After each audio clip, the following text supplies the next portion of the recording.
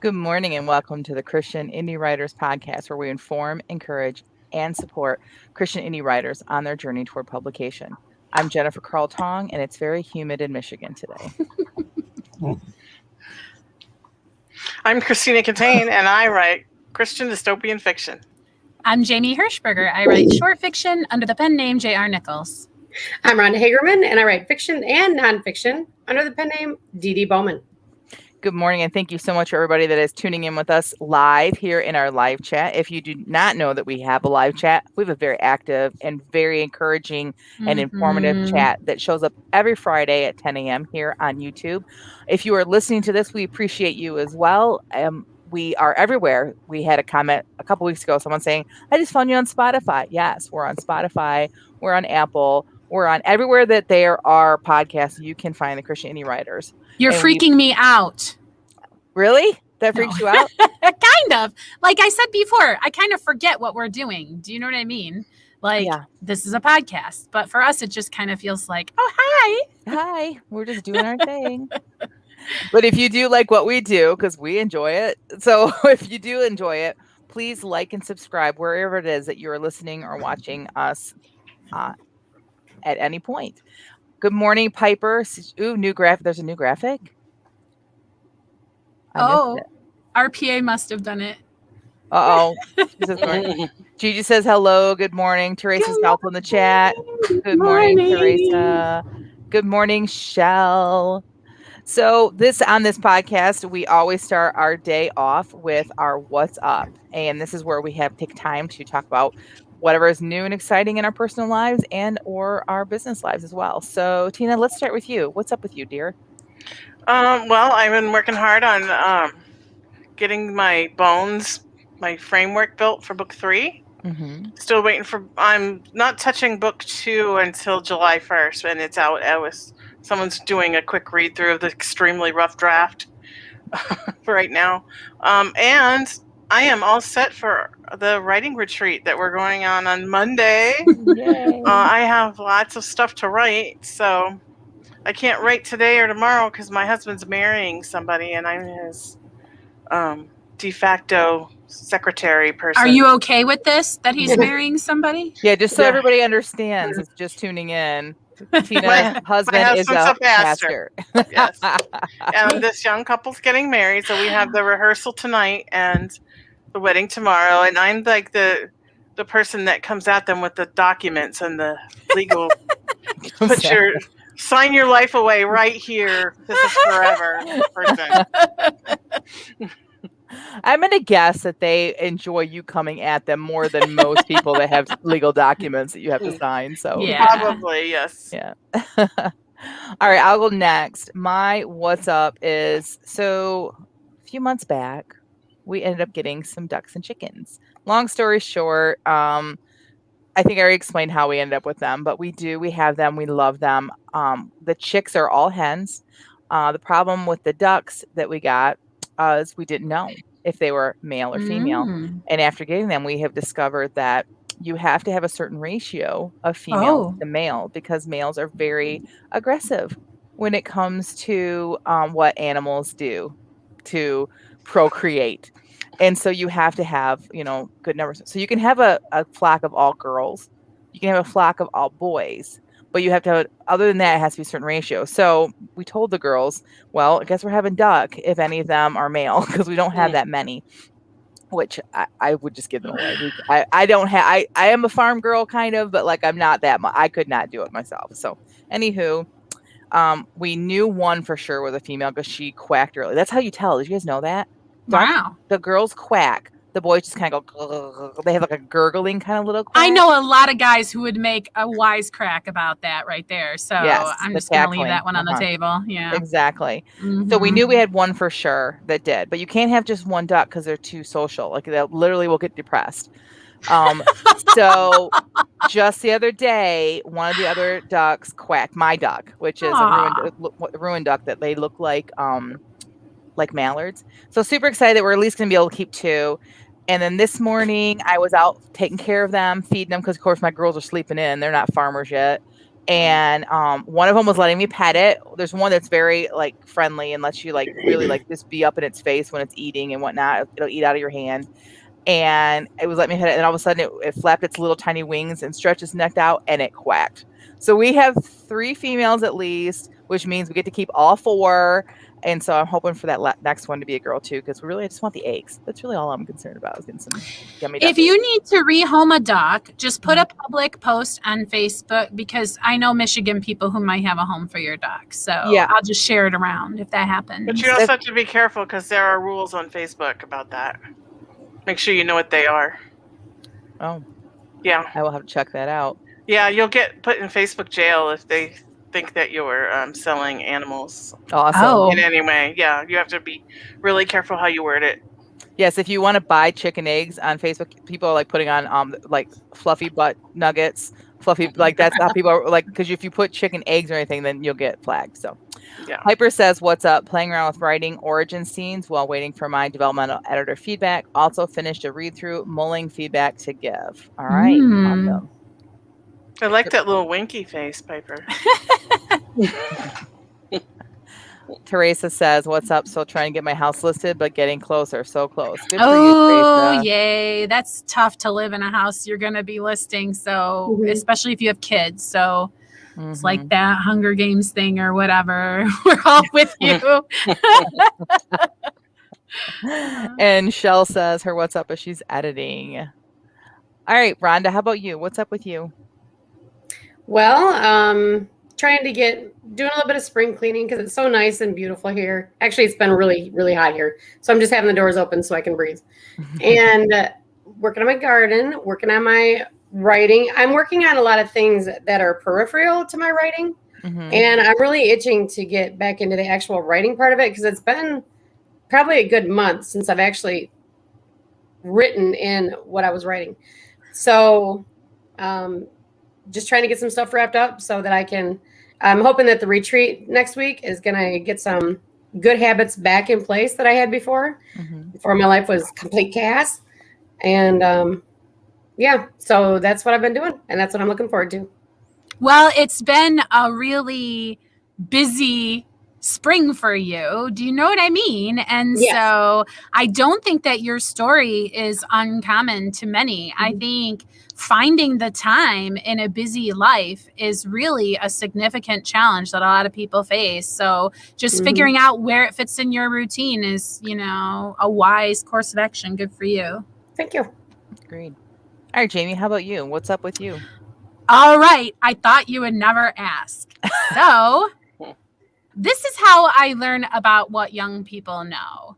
Today, I was in the kitchen and I just randomly discovered that I could whip my head around and my ponytail braid would spin like a helicopter, which I will demonstrate for you momentarily. Oh. And then my son says something like, "What's your name?" "I'm a helicopter." And then he laughed hysterically, like I'm supposed to laugh back at him. But I guess this is a meme or a Vine or a whatever. Oh, yeah, probably. I was just trying to show him my cool helicopter spin, and I ended up being dissed because I didn't know the joke about the helicopter spin. So I came here with my helicopter spin because my old school analog friends will appreciate that I can do this with my hair. They haven't already seen a bunch of little teenagers do it on TikTok or something. So I'm going to show you my cool hair spin. Are you ready? But first, I probably have to part these curtains. All right. I feel really bad for everybody that's listening and not seeing with us. All right. Well, now you got to go find us on YouTube if you want to see. All right. So let me see if I can get it going.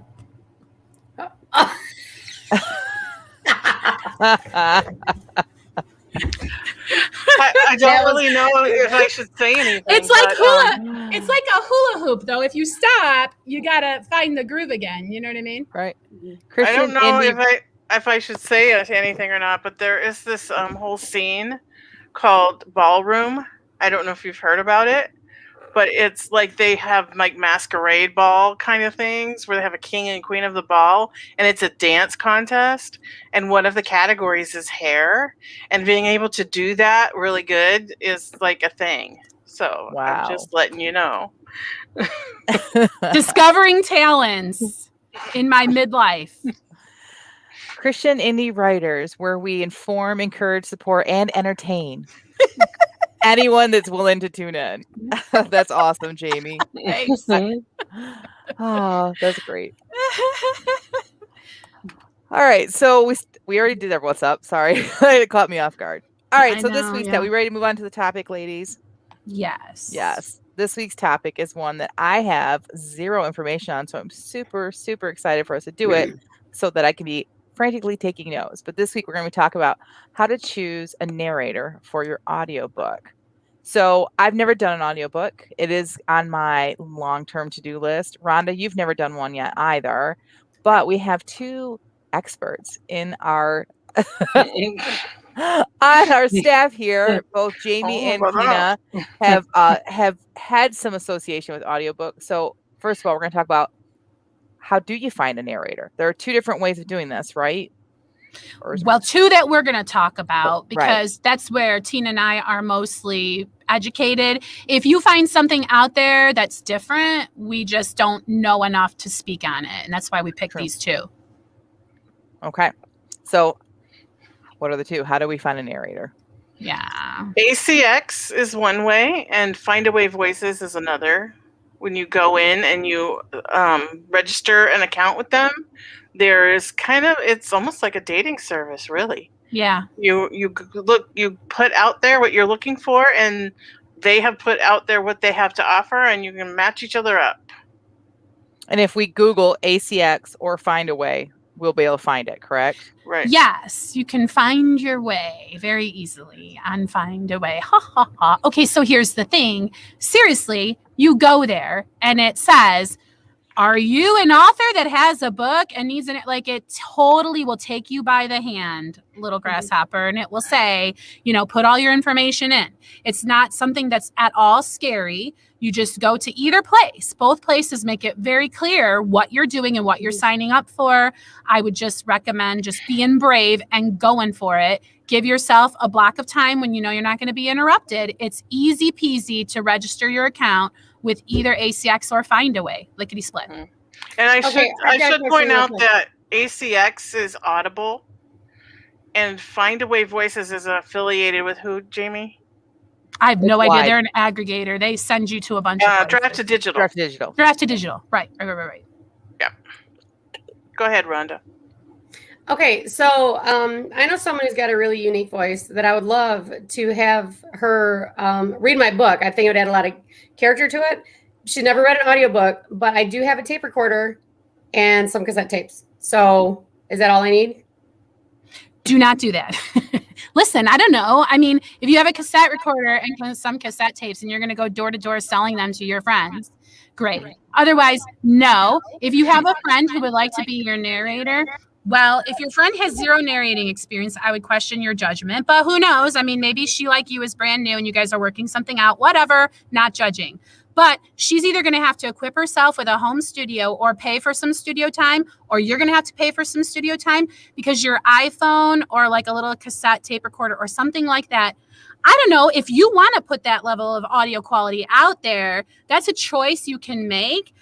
It's just that you will get rejected by Audible, for example, if you don't meet certain audio requirements, and you're going to need professional equipment to meet those. So there's your considerations. And that can be a whole nother episode that we can address because Jamie does have experience as an audiobook narrator. But today we just want to talk about, like, as an author, how do I find somebody? Yeah, if you've already written a book and you don't have one. Right. Okay. So you don't recommend the neighbor route then? Anyone? No. Well, we're going to talk about something like that. I think Jen might surprise you. So anyway, so I've lost my place on the outline. Help. Okay. So yeah, because we weren't on the outline anymore. All right. So what happens next? So Jamie and Tina have talked to us about you go ACX or you go Find Away. Now, Find Away is much more wide. Is that correct? That you can do Find Away and still be on Audible.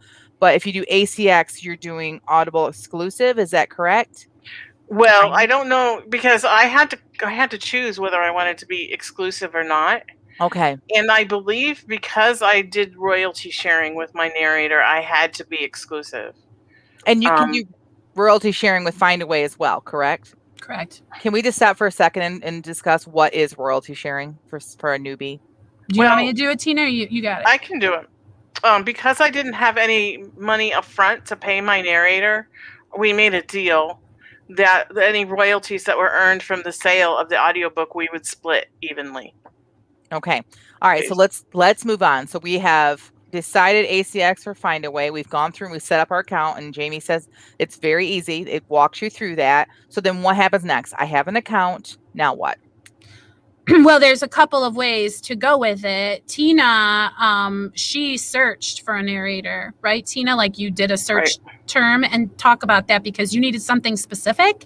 Right. Well, I didn't need it, but I had a wish list. And on my wish list was that I wanted an Alaskan Native to narrate my book because I wanted to honor that culture, which is in my book. And so I went on ACX and I did a search for a female narrator who was an Alaskan Native. And so there were 3 results that came up, and 2 of them were actual natives, and one of them lived in Alaska and said she could do a native accent. So that's how I started with mine. So great. Like I never even would have thought about that to look for something specific like that. And the fact that you were able to find one is just so cool in the world that we live in, that makes the world that much smaller, right? Yeah. It's really cool. Okay, so that's how you went in looking for something specific and you searched. Yes. And you went and you found your narrator through ACX that way, which you could do it through Find a Way as well. Right. Jamie, what's the other way of doing that?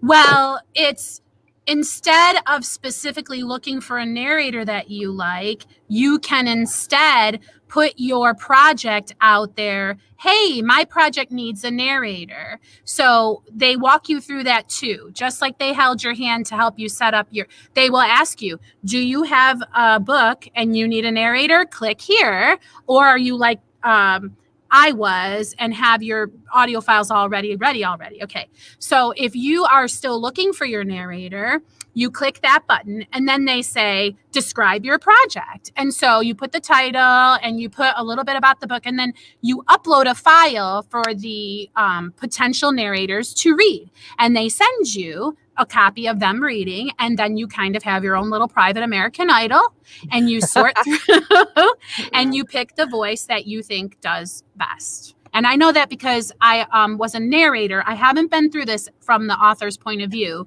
just in the interest of full disclosure.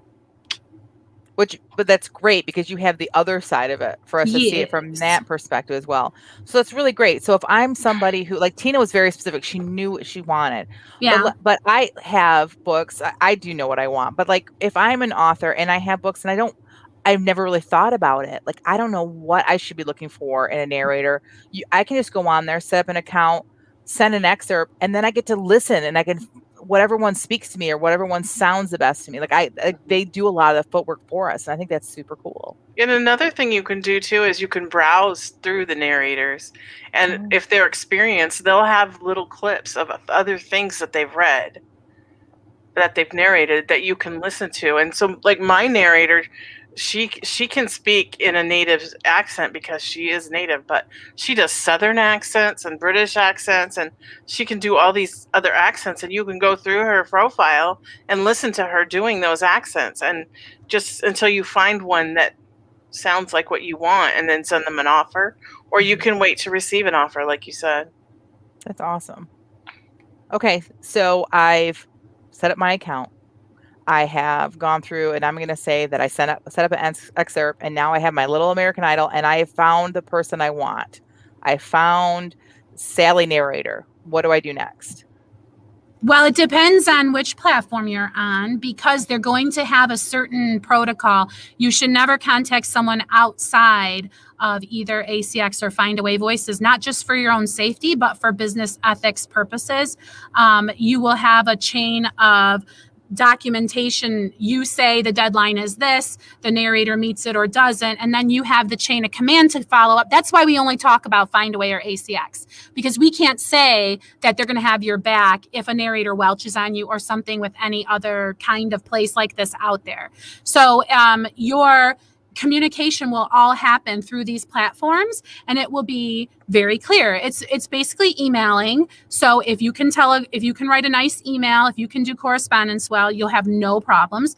And I would advise you to be nice, because you're asking someone to meet a deadline. And especially if you're doing royalty share, this person isn't guaranteed any income from all of the work that they're investing in your book. Now, you understand that as an author, and you were willing to take the risk because you loved your book enough to write it. But remember, this narrator is choosing to believe in your book. So make sure that you are treating them accordingly. Right. That's a good point. So that's part of the reason why I haven't made that step forward yet, is because I knew for the first book was not going to sell until book 3 or 4 was out, right? So I knew that there was a process. And so I haven't finished the series yet. So in my mind, even though I've heard advice of put the audio out with the book, that advice is coming from people that are established, right? And so a narrator could look at somebody who's an established writer and see their, like, but as a brand new author, I had nothing to give a narrator if I was going to do the share, because I couldn't prove that I was going to put the work into it that I knew in my heart that I was going to put into selling this book. So that's a really good point. So make sure that, like, you got to understand, like, just because you do the royalty share, it isn't like you still have a responsibility for that, to that person too, to do your best effort to sell your book. Would you guys agree with that? Yeah. And in my case, I only had the one book, but my narrator, being a Indigenous person and feeling strongly about putting Indigenous people out there in books, in movies, and, in mainstream, like this kind of entertainment kind of stuff, she was very strongly in my camp about, yes, let's do this from the Native viewpoint. So. And plus, you also had the promise of more books in the series too. So Right. that also is an encouraging, I think, we have too. a verbal agreement that she's going to narrate all of my books in the series. So. And if you're blessed, you'll find somebody who, like I said, is just as new as you are and is hoping someone will give them a chance, because that's who I was, right? So you just have to put yourself out there and believe it'll work out. I mean, just like you're doing every step along the way, it's we're here for you to be like, go team. All right. So Jamie, you talked about, or Tina, either one of you talked about the royalty share, but, like, how does that work? Like, how do you know how much, like, you have, like, when you find a narrator, do they automatically say, I only do royalty share, or I only charge by the hour, or, like, what kind of negotiation happens there, or communication happens there? Do you want, well, you on ACX, I can answer for ACX. Okay. When you go into their profile, it will say, I'm willing to do royalty share. Everybody's willing to take money up front. Of course. Okay. But the ones that are willing to do royalty share will mark that. I'm assuming that when they signed up and were answering all the little questions, that they ticked a box that said they're willing to do royalty sharing. Okay. That is correct. You have to, like, make an offer? Like, do you have to, like, what is the next reach out? What does that look like? Depends, because I have worked with several authors and it's been different every time, because the royalty share agreement is handled by ACX. Okay. But if they're going to offer you, like, say, well, I'm going to do this for $25 per finished hour, they might counter, would you do it for $12.50 or something like that? So it's going to vary from project to project. But when you're doing the royalty share, that's just all handled internally through the machine. The per finished hour stuff is when it starts to be a little dicey. And to be honest, I'm not very well versed in the per finished hour stuff because I didn't pursue those often. Okay. So this isn't exactly in the outline, but it's a question that I have that maybe you ladies can answer. Is there an advantage to doing the per hour as an author, from an author's perspective? What are the advantages and disadvantages of doing the pay by the hour or by the royalty share? Do you want to go first, Tina? Well, I'm not an expert. I wouldn't call myself an expert, but if I look into the future and start to look at strategies, and let's just say that I somehow end up on the New York Times bestseller list and my audiobook makes millions of dollars, then I'm making that money. Like, we're splitting it 50-50 with the narrator, whereas, like, maybe a $5,000 investment at the beginning, she would have got $5,000, and then all those millions would be mine. And of course, that's an extreme example, but Right. And what if so what happens at the end of the royalty share contract? Well, Do you- mine is about to come up, so I'll be able to tell you, but I'm not sure. I Okay. narrated a book about hygge, the Swedish art of being relaxed and happy all the time.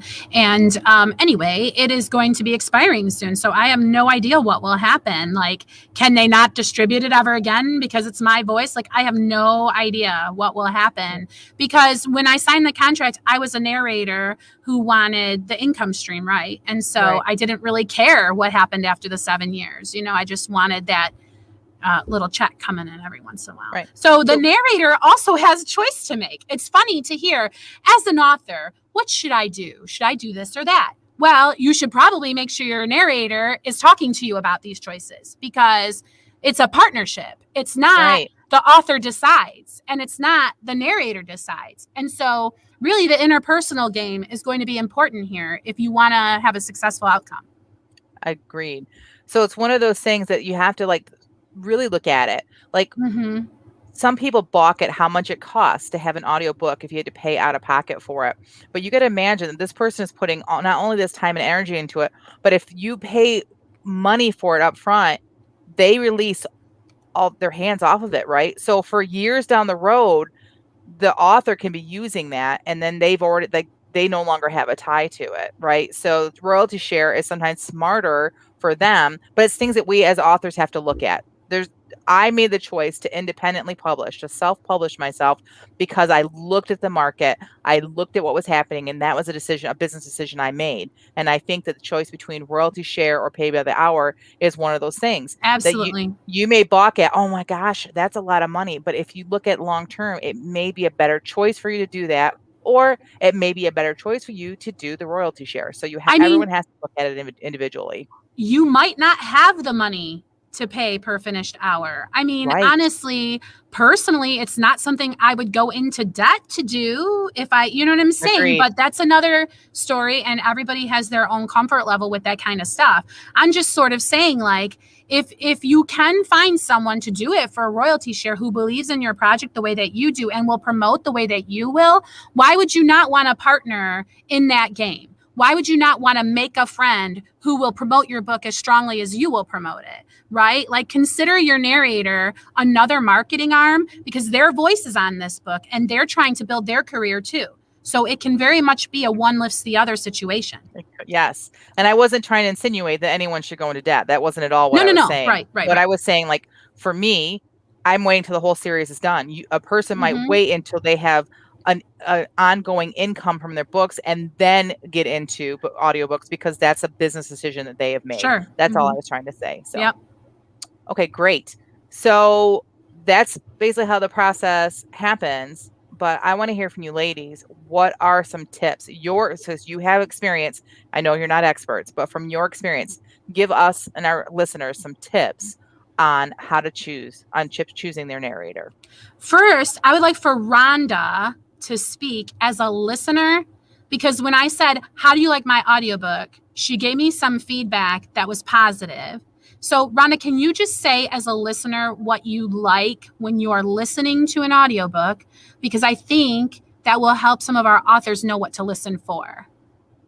Does that make sense? If you can't remember what you said specifically, I'll give you a clue.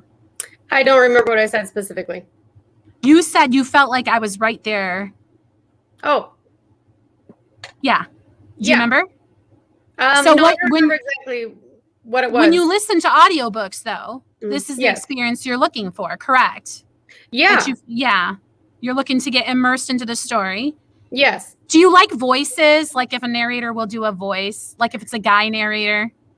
Well, I do to a point. If they can do them well, then yes, please do. But so you would want to hear that? Yes. Yeah. So if you've got a part in your book where a person's got to do voices, yeah, you would think that's pretty important to have them read that part. Oh yeah, absolutely. I would definitely audition them on that point. On that part. Yeah. So you got to look at this. Especially when it comes to I'm very specific about what my main character sounds like in my head. And that would be very important for me. That is super important. Yeah. Piper says for fiction, I love voices. I agree. Ah. She also says, "Oh, for me, the narrator makes such."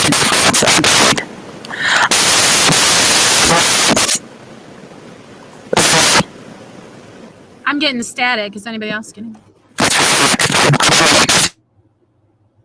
Okay, so Jen's going to unplug her mic to fix that static, and I think that she was going to say something relevant to what we were talking about. What were we talking about? My ears got blown out by the static. I don't remember. We were talking about character voices. Read by the yes. Oh, yeah. So I like voices, and especially if they're done well. Otherwise, just don't try. Is that better, ladies? Yes. Much better, Okay, yes. I'm so sorry. So I listened to a series not that long ago, and they were similar to how I do. Like the characters are like, it's a new main character, but then there's characters that like continue on. And she changed narrators. So like the way they sounded in book 2 sounded completely different in book 3, and I hated it. Because like I already knew this character, and now it was like when you watched a soap opera back in the 80s and they just kind of switched out the actors as if you're not going to notice. Like it was that kind of feeling. Like I almost felt like betrayed. So like character, I think that voices do matter for sure when you're listening to a fiction. So that was just my little take on it. I feel your pain because I was on a road trip and I was listening to a series, and then the narrator actually passed away because he was old, and the next book was a new reader, and I was on a road trip and I'd been counting on this book and I couldn't stand a new narrator. I was like, oh no, because I was, you know what I mean? Because you're in a series and you're invested. Such a letdown. Piper says, I listened on repeat for Jim Dale, who narrated the American version of the Harry Potter books. Over 100 voices in the series. Wow. Oh, my word. That's so cool. And he did different voices for each of them. Wow, it's impressive. But I think it's more difficult for women to do male voices well.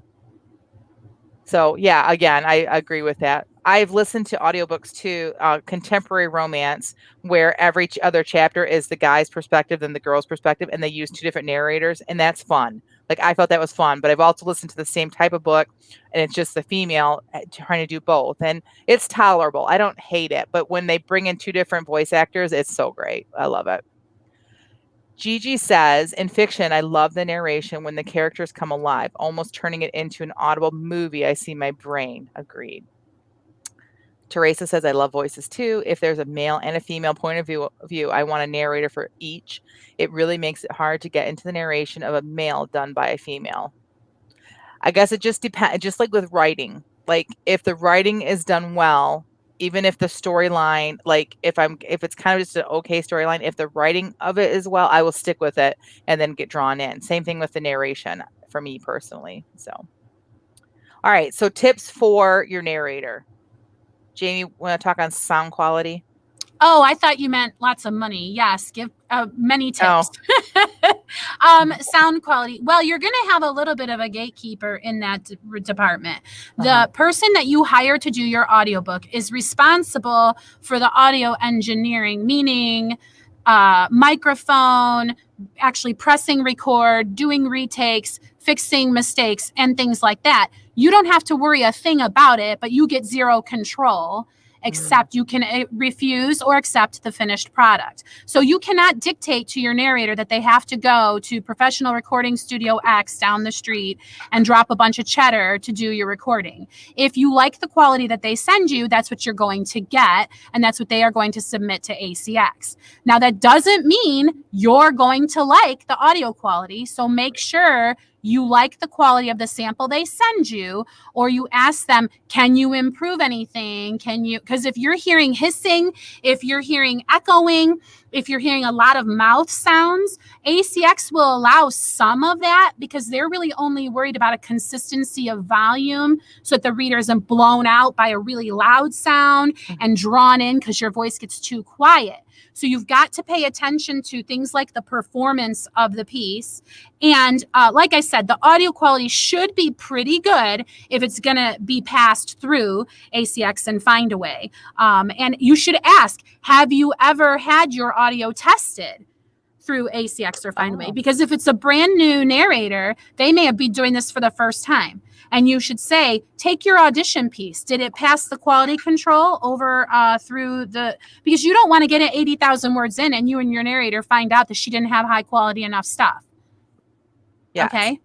So you want to know that your narrator can meet the minimum requirements for an ACX situation. And that's going to require your narrator to do a bit of investment. Again, they're not going to be doing it on their iPhone, and they're not going to be doing it, in a tape recorder. So it's a significant thing to ask of someone. Great. Tina, do you have any other tips for us? I've only done this once, and I went with my gut, I would have to say, or the Holy Spirit, or however you want to say that, because there, out of the 3 native narrators who could do native accents on ACX, one of them was not a native, and I wanted the person to be a native, not just someone who was doing a native accent. And I don't remember what the issue was with the other one. And so when I listened to her read my excerpt, and I had in my head this vision of, sitting around the campfire in the village and the grandmother telling a story around the campfire. And I wanted that feeling. And so I felt that. I felt it when she read it. When I heard her reading it, I felt that feeling that I was looking for. And so I chose her. And I guess that's probably not helpful to anybody else, but that's how I did it. It is. Yeah. I mean, it's good advice to listen to the Holy Spirit always. Always. Well, yeah, I agree. And I think that no matter what you do, whether it is, contracting a book cover designer or a copy editor or an audiobook narrator, professional demeanor should always be something that you are conscious of. Make sure that you are just acting in a professional way through your emails, and just follow up when you're supposed to follow up. Be polite, and I think that will go a long way as well when choosing your narrator. So, Agree. All right, ladies, that was a very informative episode. Anything else you want to add before we head on over to our feedings of the back?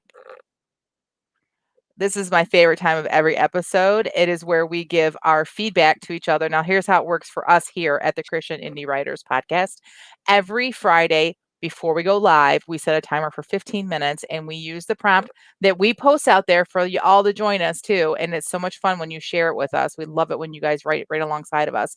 But we set a timer for 15 minutes. We write, and then we don't look at it. We don't edit. We don't change anything before we present them here live on the podcast for you all to enjoy, laugh at, whatever. So this is what we're going to do today. Today, I'm going to go with Jamie first. And Jamie, can you tell us what today's sprint prompt was? Yes, it was a sentence in quotes, which means you're supposed to use it in your story. And that sentence is, where did I put my glasses? And I finished just in the nick of time this time. The done thing came through just as I was done. Awesome. All right, so here is my submission. Where did I put my glasses?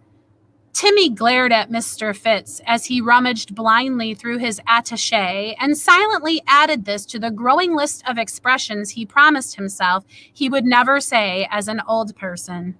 So far, the list included "don't talk with your mouth full" and "children should be seen and not heard." This would be the third but not final addition to this list, he realized, and his mind got carried away by thoughts of the number 3 and its inherent perfection. "Hi there." Bonnie Millington slid into the seat across from him. She had the hot lunch. She always brought the hot lunch. Timmy wondered why she would come to the reject table to have her lunch. That's what the other kids called it, he knew, only they used a much meaner word that started with an R. Timmy knew Mr. Fitz knew the other kids used that word, but Mr. Fitz never did anything to stop it. Timmy thought it was because grown-ups with perfect little angel children like Bonnie Millington didn't want to hear that their precious angels would use such a word. Or more likely, it was because most of them would use that very word themselves if they thought they could get away with it. "Mr. Fitz, that's a really nice tie," Bonnie said. Fitz turned into a flubbering mess. If Timmy wasn't already put off his sandwich by having the mere form and presence of a Bonnie Millington at his table, he was after witnessing her typical verbal bologna vomit. I was wondering if you could help me with something, Bonnie said. She smiled and her teeth were perfect, white and straight. Her makeup was expertly applied. She rested professionally manicured nails against his jacket sleeve as she spoke. I'm sure whatever you need can be managed, Fitz said, the picture of sympathetic understanding. Bonnie needed a recommendation, a letter from Mr. Fitz saying she was perfectly suited for some position or such. Timmy wondered what was so special about old Fitzy that anyone would give credence to a recommendation from him. He further wondered how willing Fitz would be to help with Timmy's current problem, figuring out how to manage Tara with Mom back at her old ways. Timmy wondered what Mr. Fitz would have to say to recommend him. There wasn't much. He'd been obedient enough, but old Fitzy never really asked much of him. He was a special case, after all, a delicate flower who mustn't be challenged to try too hard. Maybe he could give him a win, though, Timmy thought, and actually start talking this year. There was a jostling behind him, and then Timmy felt cold liquid on his head running down his neck and soaking the back of his shirt. He shrieked. There was laughter and an apologetic voice. Timmy understood what had happened, of course. Something had been spilled by those walking behind, nothing to panic about. So why couldn't he stop the screaming? Why couldn't he stop? He looked at Bonnie. Her hand was clamped to her mouth. Her eyes were wide and telegraphed sympathetic amazement, barely concealing humor. His eyes swung around the room to take in the pointing and jeering. Finally, he locked eyes with Mr. Fitz. Mr. Fitz frowned. There's no reason to act that way, Timmy. It was an accident. At that moment, Timmy decided to give the school another couple of years to figure it out, and the door on the ark slammed shut. Oh. That's Piper. so sad. Everything Piper says, right? This is heartbreaking. Jamie, I want more of this. Like, is that story complete? Because I could see it. Okay. Because I could see an entire novel there. Like, I want to know what happens to him. I want to know what happens to that school. I want to have. I'm so glad you got that last line in. Mm-hmm. Thanks. That really. Me too. Then Dunn came and I went. Yeah. Well done, Jamie. I'm. It's not that I don't have lots of like thoughts and opinions. It's just that they don't seem like they're like I don't. They're just very good. Very well done. I feel for this character. I understand this character. I feel like it is the lunchroom that I grew up in, the high school that I went to. Like it all just kind of like is so real. So well done. Well done. I just want to go in there and bust some heads. Right. Like it makes me angry that people Mr. treat Fitz. people that way. Mr. Fitz first. Yeah. Mm-hmm. Your niche is definitely youth.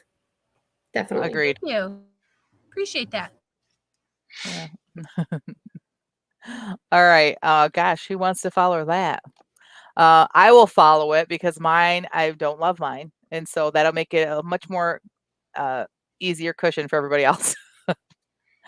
All right. So you might notice that this is in not in past tense, which is what I always write. So where did I put my glasses? By the sound of snickering coming from my 3 children, I know exactly where they are. I reach up and grab them off my head, the action turning their snickering into full-fledged laughter. You girls just wait until you get my age. You'll be doing the same knuckle-headed things I do. No, I won't, my eldest said matter-of-factly, because I won't be too vain for LASIK surgery. Vanity has nothing to do with it, I said, frantically digging through my purse. Insurance doesn't cover it, and for some strange reason, you girls want to eat every day. 3 times, in fact. Hey, Mom, just a minute, Chloe, I say, dumping the contents of my purse on the sofa. Mom, Chloe continues, in a minute, sweetheart. Mom, she says, just a little more adamantly. I throw my purse down. Chloe, can't you see I'm busy looking for something? Yep, she nods. It's in your back pocket. I reach around and grab my backside, and sure enough, there it is, my cell phone, right where I left it. I don't even ask how she knew what I was looking for. We both know this is a daily, if not hourly, occurrence. It's going to be fine, Joelle says. Relax. I laugh and drop my head. I'm sorry. Am I freaking out? Yeah, but it's okay, my youngest says. We understand. They did understand because they had been on this journey with me since day one, since the beginning. Even before I published my first book, they were there while I wrote, when I carved out time between housework and school responsibilities and family time to write, edit, and create each and every book. They did understand because this honor was as much for them as it was for me. Thank you, girls. Thanks for everything. But just one more thing. Where are my keys? Done. I love the mix of sentimentality and humor. Oh, Me too. thanks. It was really nice. Yes. Is this I another one clapped at for the end, your? but I was muted. Is this another one for your family creative nonfiction files? Maybe. It can be. I mean, it's not real. This didn't happen. But it happens daily, right? This didn't happen, but it happens all the time. Like, for sure. So My kids are forever like, your phone is right here as I'm leaving the room, because they know what will happen if I leave the room without it. I'll be like, has anyone seen my phone? right. And like I realized within the first couple sentences that I was writing present tense. And I tried fixing it and I couldn't. I could not write those sentences other than present tense. So I'm like, all right, this is going to be present tense. But the problem is it was hard for me to write the rest of it present tense because I don't do that. Like I never write it that way. So it was really difficult for me to do. So it was a nice stretch of my skill sets, I guess. So all right. Piper says crying now too, but for different reasons. Oh, thanks, Piper. Shell says cute and sweet. You do, Jennifer. Jennifer, so sweet and funny too. Loved it. Thank you. Thank you, everybody. I appreciate it. All right, Rhonda, how about you? Let's go with you next. What did you write during your sprinting today? You're muted, hun. You're still muted. There we go. Okay, I'm sorry about that. All right, super short, but I got my prompted. All right. I'm not here to visit, Mary said, yanking her arm out of Frank's grip. Where did I put my glasses? Her guts began to squirm as she realized this might have been a ploy to get her back out here. That lazy smile of his slid onto his face, the way it always did when he tried to charm her, but this time she didn't have to steel herself against it. It had no effect on her other than to slam the walls of her heart shut before he could sneak in. She could almost hear the clang of heavy metal doors slamming together, and they snapped her out of falling for his trap again. They're in the other room. Come in and I'll get them for you. He held out his hand to escort her by the elbow, but she refused. She wanted to keep them free in case she needed a weapon. He held the door for her, and the end. Elbows as a weapon. Yeah. That's probably my favorite. She kept her elbows free in case she needed them for a weapon. Like, They what's are the versatile. story here? What's the history? Juicy. Yeah, like I hate when you do this to us because now like I gotta know. I want to know like what the deal is, and is he a bad guy or is he like changed or like is she gonna murder him? I mean, like what's happening next?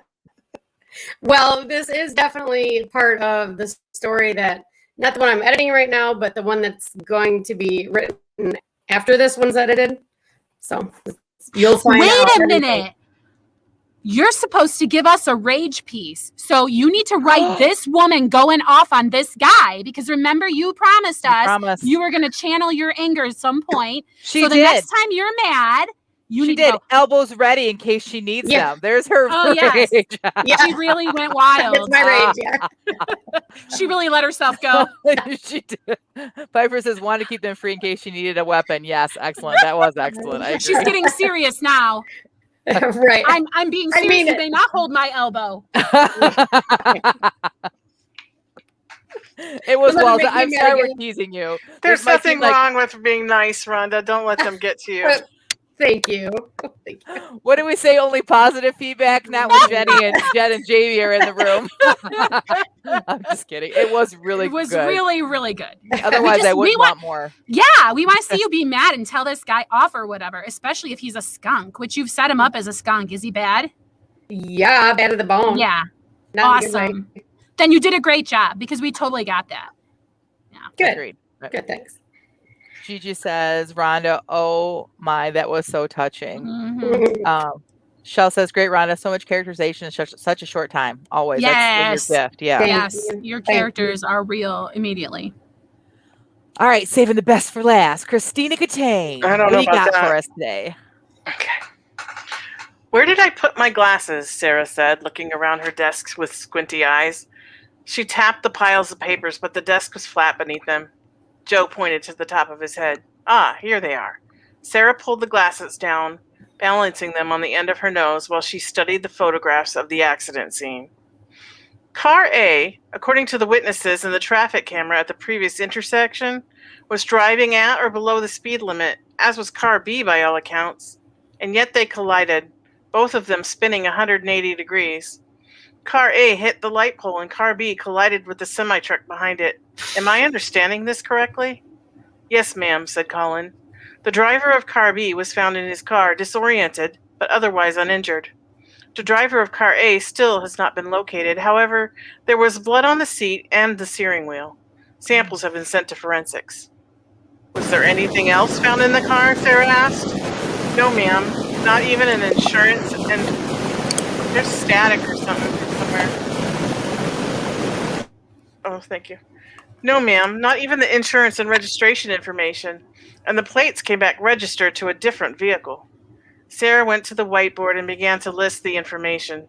She circled blood on the seat and put a question mark next to it. Colin, she said. If Car A had blood on the seat, but driver A was sitting in it when the accident happened, then how did the blood get there? Colin began to shuffle through the manila folder of photos, pulling one out and handing it to Sarah. She looked at it for a moment and then pinned it to the whiteboard with a magnet. Ladies and gentlemen, she said to those seated at their various desks. They all looked up at her. Driver A was bleeding before he or she got into that car. We have a crime scene somewhere, and we need to find it. Colin, get down to forensics and see if you can get me a rush on that blood. Jim, hunt out the owner of that license plate. Maybe our missing driver took that plate from the neighborhood he lives in. Alice, you're with me. Let's go talk to driver B and Mr. Callahan. Mr. Callahan. Maybe he saw who was driving the car who hit him. Thank you. With that, she picked up her oversized quilted purse and her sunglasses and headed for the door. I love when you write detective, procedural, whatever voice. You nail that stuff. I think it's because you really like those kinds of shows and things. It totally comes off that you're having a great time writing it. I love when you do this kind of work. Thanks. Yeah, me too, because you're such a fan of that anyway, and it comes out because you've got all the details. In fact, I was going to ask you, and this is totally a compliment, is this like Vera fan fiction? Because I felt like I was an episode of Vera.